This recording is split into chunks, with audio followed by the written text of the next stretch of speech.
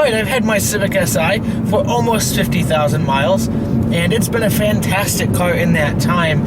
So I've compiled a list of the top 5 things that I really like about my Honda Civic Si. So let's get started. At number 5, we have the size. I really think this car is just about the perfect size for me and for what I use it for. There could be a little bit more backseat leg room, but I really don't carry people in the backseat all that often, so it's not a huge issue for me. And it's easy to get in and out of. I fit in it just fine. It's not too small, it's not too big, and it really is the perfect size for me. So that's one thing I really like about this car.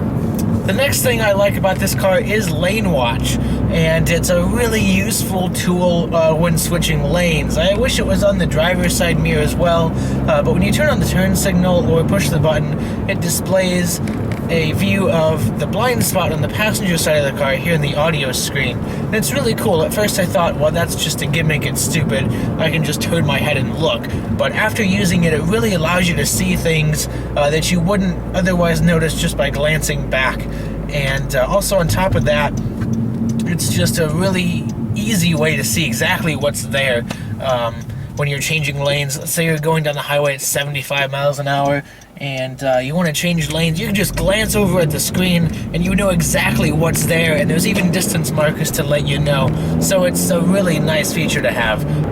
And the number 3 thing I like about my Civic Si is the styling. The 9th gen Civic, I think they did a really good job with. Sure, the 10th gen is a little bit more striking and it's just overall more elegant to look at, but the 9th gen, the 13 and on at least, I think they did a really good job with it. It has just the right amount of chrome, and I really like the layout in the back where how the taillights are arranged and everything. It just looks really good, and the spoiler is the perfect height for a stock spoiler on this car. I just think overall it's a really good looking car. The number 2 thing I really like about my Civic Si is highway driving.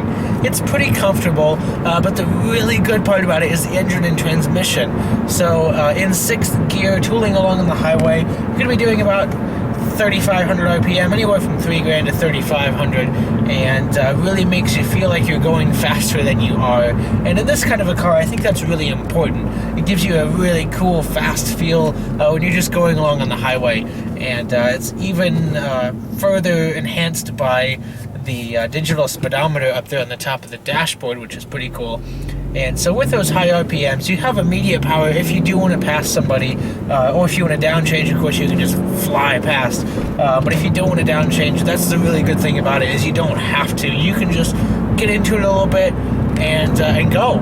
So that's really awesome. And then when you cancel the cruise control, it has this nice kind of deep hum as the engine braking quickly slows the car down, and I really like the way that feels and sounds. It just gives you a fast, aggressive feel behind the wheel, which is really cool. The number 1 thing I like about my Honda Civic Si is reliability and serviceability. So I haven't had any real issues with this car. I just had some plastic trim that wouldn't fit properly, and I ended up taking it to the dealer because it was covered under warranty, so I figured, why not just get it done. But apart from that, I haven't had any actual issues with it, just that poor fitment, which I don't really even consider to be a reliability issue at all.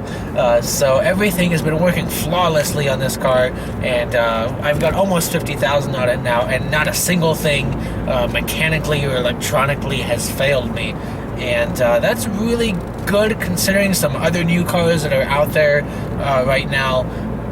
It's a kind of a process where expanding technology in cars at a pretty rapid rate at the current moment, and as a result, we've got a lot of electrical and mechanical issues that have come up in modern cars just within the last couple of years. And it's just a process that happens when you expand something in general. It's just kind of what happens. And so luckily this car has just the perfect amount of technology for me, and it hasn't gotten wrong yet. Not a single thing has acted funny or worked the way it shouldn't, or not worked at all. So it's really good. And this car is incredibly easy to maintain and service, and it's cheap to maintain too. I can do an oil change for about $35, and changing the transmission fluid is like 15 or 20 bucks. And it's a very simple car to work on, which is one thing that I really like about it, because I do enjoy working on my car, and I just like to have that connection with my vehicle. It's not that I don't trust other places to do it right. That's not the issue. I just enjoy doing it, and you can do that with this car. You can maintain it yourself and make repairs on it yourself. It's pretty simple. I was at a diner the other day, a couple months ago, and I overheard some older gentlemen that had newer Dodge trucks, and they were just complaining up a storm about how they couldn't work on their cars, and their cars were too complicated, and they just weren't able to do anything mechanical with them, and modern cars are all crap because no one can work on them. And I'm just sitting there thinking, wow, this is the complete opposite for me. I can do a lot of things on my car, and it's only 2 model years old at this point, so I don't really know what they're talking about. Like, I was just completely blown away by that mentality of cars, because on this car I can do a lot of the work myself, or if I can't do it myself, I know that it's very easy to do, and that I can learn to do it. So the serviceability and reliability kind of go hand in hand with this car, and that's the number one thing I like about it. Yes, I love this car, but it's not perfect, so I've compiled a list of 5 things I hate about this car, and I'll post a link in the description.